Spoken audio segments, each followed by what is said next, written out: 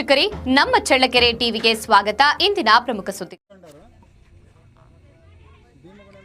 ಮಹರ್ಷಿ ವಾಲ್ಮೀಕಿಯವರು ಪವಿತ್ರ ರಾಮಾಯಣ ರಚನೆ ಮೂಲಕ ಜೀವನ ಮೌಲ್ಯಗಳು ಜಗತ್ತಿಗೆ ತಿಳಿಸಿದ್ದಾರೆ ಎಂದು ತಾಲೂಕು ಪಂಚಾಯಿತಿ ಮಾಜಿ ಸದಸ್ಯ ತಿಪ್ಪೇಸ್ವಾಮಿ ಹೇಳಿದ್ದಾರೆ. ಶನಿವಾರ ಸಮೀಪದ ಗೌಡಗೆರೆ ಗ್ರಾಮ ಪಂಚಾಯಿತಿ ವ್ಯಾಪ್ತಿಯ ಭೀಮಗೊಂಡನಹಳ್ಳಿ ಗ್ರಾಮದ ಯುವಕರು ಹಾಗೂ ಗ್ರಾಮಸ್ಥರು ಆಯೋಜಿಸಿದ 3ನೇ ವರ್ಷದ ಮಹರ್ಷಿ ವಾಲ್ಮೀಕಿ ಜಯಂತಿಯಲ್ಲಿ ಮಹರ್ಷಿ ವಾಲ್ಮೀಕಿ ಅವರ ಭಾವಚಿತ್ರಕ್ಕೆ ವಿಶೇಷ ಪೂಜೆ ಸಲ್ಲಿಸಿ ನಂತರ ಮಾಧ್ಯಮದೊಂದಿಗೆ ಮಾತನಾಡಿದ್ದಾರೆ. ಇದೇ ಸಂದರ್ಭದಲ್ಲಿ ಗ್ರಾಮದ ಮುಖಂಡ ಜಿಡಿಆರ್ ತಿಪ್ಪೇಸ್ವಾಮಿ ಮತ್ತು ಗ್ರಾಮ ಪಂಚಾಯಿತಿ ಮಾಜಿ ಅಧ್ಯಕ್ಷ ಅಲಿ ಸದಸ್ಯ ಓಬಳೇಶ್ ಮಾತನಾಡಿದ್ದಾರೆ.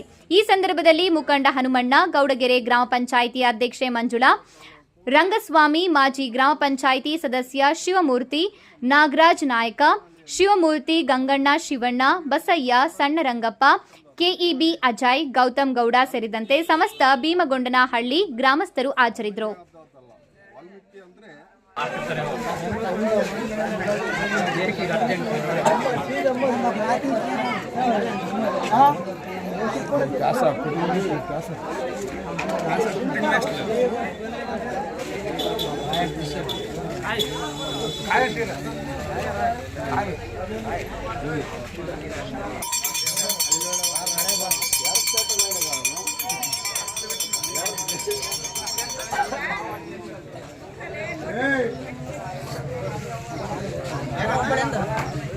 ತಿಪ್ಪೇಸ್ವಾಮಿ, ತಾಲೂಕು ಪಂಚಾಯತಿ ಮಾಜಿ ಮೆಂಬರ್.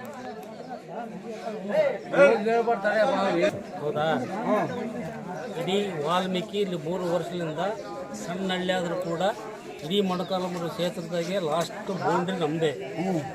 ಆದರೂ ಕೂಡ ಇವತ್ತಿನವರೆಗೂ ನಮ್ದು ಏನು ತೊಂದರೆ ಗಲಾಟೆ ಇಲ್ದಂಗೆ ನಾವು ವಾಲ್ಮೀಕಿನ ಇವತ್ತಿನ ಅದ್ಧೂರವಾಗಿ ಮಾಡ್ತಾ ಇದ್ದೀವಿ.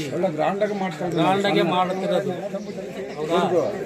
ಇಡೀ ಯಾರೇ ಆಗಲಿ, ಸಣ್ಣರು ದೊಡ್ಡರು, ಇನ್ನೊಬ್ಬರಾಗಲಿ, ಹುಡುಗರಾಗಲಿ, ಯಜಮಾನರಾಗಲಿ, ಇನ್ನೊಬ್ಬರು ಯಾರು ಎಲ್ಲ ಪ್ರತಿಯೊಂದು ಊರನ್ನ ಹೊಂದಾಣಿಕೆ ಮಾಡಿ